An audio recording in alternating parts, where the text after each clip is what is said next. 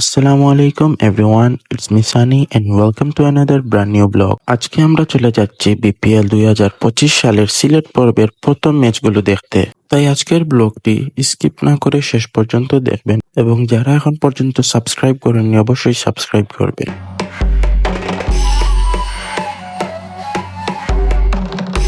স্টেডিয়ামে ঢোকার আগে আমরা লাঞ্চটা সেরে নেই এবং আজকের এই সব কিছু স্পন্সর করেছেন আমাদের সবার বড় ভাই মঞ্জুর।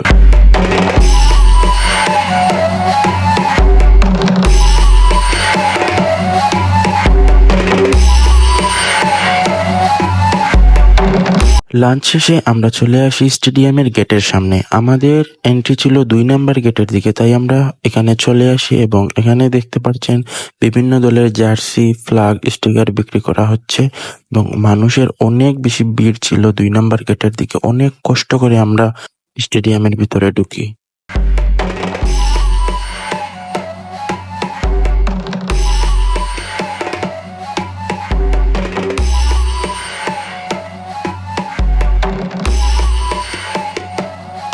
আমরা যাওয়ার পর দেখতে পাই 3-4 ওভার চলে গেছে এবং রংপুর বোলিং করতেছে এবং সিলেট স্ট্রাইকার্স ব্যাটিং এ। তারপর সাইফুদ্দিন ভাই চলে আসে আমরা যেখানে বসা ছিলাম ওইদিকে ফিল্ডিং এর জন্য।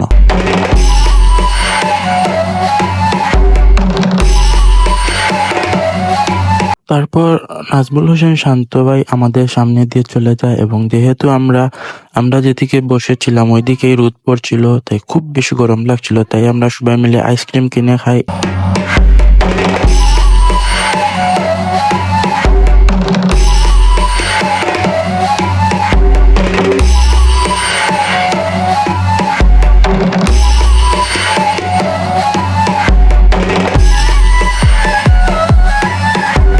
একটি টেডি বিয়ার গানের তালে তালে নাচছিল। আর সব থেকে যে বিষয়টি ভালো লাগে যে ফ্রি পানির ব্যবস্থা করা হয়, যে মুক্ত পানি কর্নার ছিল, সেখানে ফ্রি পানি ব্যবস্থা ছিল। তারপর রংপুর যখন ব্যাটিং এ নামে তখন সিলেট টাইগার্স এর একজন প্লেয়ার জনকে দেখে সবাই জন জন করে এবং জনসও সাড়া দেন।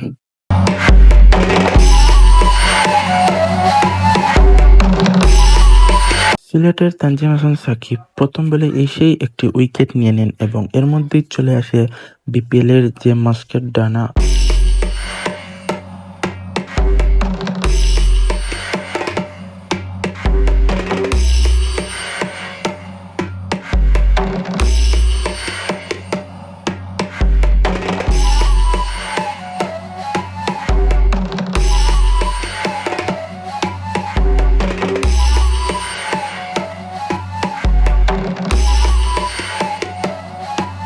একজন ভাই কাগজে কিছু লিখে মনে করছিলেন যে ওনাকে ক্যামেরায় দেখাবে, কিন্তু ওই সময় ক্যামেরা ওইদিকে ছিল না এবং আমরা সবাই সিলেট স্ট্রাইকার্সকেই সাপোর্ট করছিলাম এবং মাঠের মধ্যে প্রায় বেশিরভাগই সিলেট স্ট্রাইকার্সেরই ফ্যান ছিল।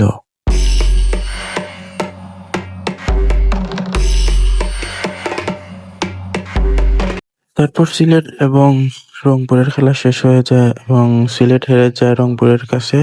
তারপর তারা মাঠ থেকে বের হয়ে যায় সিলেট এবং রংপুর, আর মাঠে এসে উপস্থিত হয় বরিশালের টিম এবং রাজশাহীর টিম। প্রথমেই আমরা দেখতে পাই বরিশালের মুশফিক ভাইকে। মুশফিক ভাই প্র্যাকটিস করেন। তারপর আমরা দেখতে পাই বরিশালের বিদেশি প্লেয়ার মায়ার্সকে এবং এরপরেই দেখতে পাই চলে আসেন আমাদের বর্তমান যে বিসিবি সভাপতি ফারুক আহমেদ। উনি এসে মুশফিক ভাইয়ের সাথে হ্যান্ডশেক করেন। তারপর চলে আসেন আমার সবথেকে ফেভারিট প্লেয়ার মাহমুদুল্লাহ রিয়াদ ভাই। উনিও এসে প্র্যাকটিস শুরু করেন।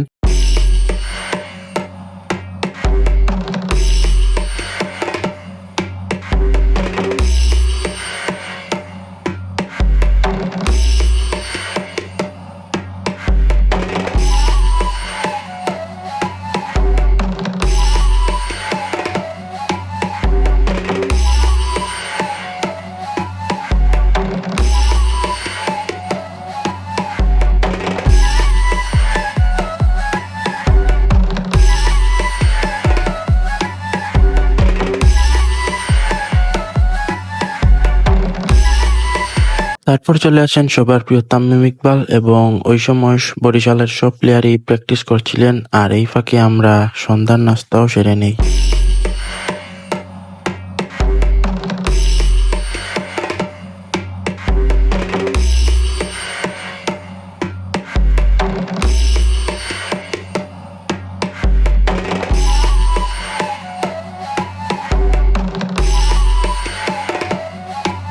তারপর বরিশাল টসে জিতে বোলিং সিলেক্ট করে এবং দুটি দল মাঠে প্রবেশ করে এবং খেলা শুরু হয়।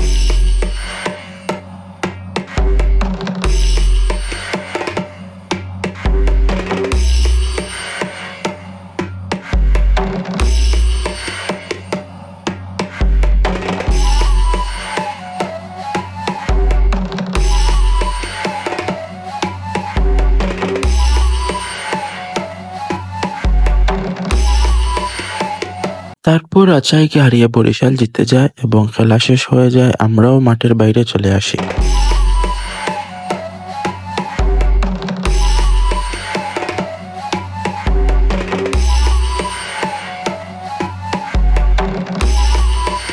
তারপর মাঠ থেকে বের হয়ে দেখা হয়ে যায় কাফি ভাইয়ের সাথে। কাফি ভাইয়ের সাথে দেখা হওয়ার পর একটি পিক তুলে, এবং আজকের ব্লগটি এতটুকুই। আশা করি আপনাদের ভালো লাগলে অবশ্যই লাইক কমেন্ট শেয়ার করবেন। দেখা হবে অন্য কোনো ব্লগে। আসসালামু আলাইকুম।